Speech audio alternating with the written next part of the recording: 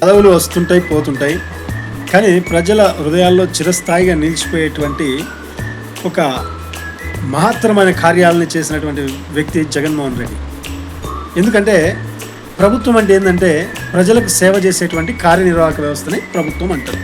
ఇది ప్రభుత్వం యొక్క నిర్వచనం. అంటే ప్రభుత్వ అధికారులు ఎవరైతే ఉన్నారో వాళ్ళందరూ కూడా ప్రజలకు సేవకులు. ఇంకా పర్ఫెక్ట్గా చెప్పాలి అంటే నువ్వు ప్రభుత్వ అధికారివా, నువ్వు ప్రజలకు సేవకుడివి, you are the servant of the public అనేటువంటి నిర్వచనాన్ని సరిగ్గా ఇంప్లిమెంట్ చేసినటువంటి వ్యక్తి జగన్మోహన్ రెడ్డి గారు.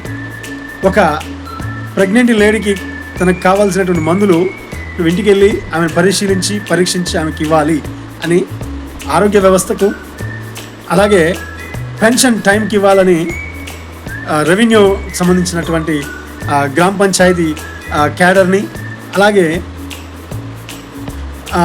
రేషన్ బియ్యాన్ని ఇంటి వద్దకు పంపించి ప్రజలకు, గవర్నమెంట్ ఆఫీసర్స్ అంటే మీ యొక్క సేవకులని ప్రజలకు, ప్రభుత్వ అధికారులకు మీకు ఇచ్చేటువంటి జీతం ప్రజలకు సేవ చేయడానికి, కాబట్టి మీరు ప్రజా సేవకులు కాబట్టి ప్రజలకు సేవలు చేయాలనేటువంటి నిర్వచనాన్ని ఉన్నట్టుగా ఇంప్లిమెంట్ చేసినటువంటి నాయకుడు జగన్మోహన్ రెడ్డి.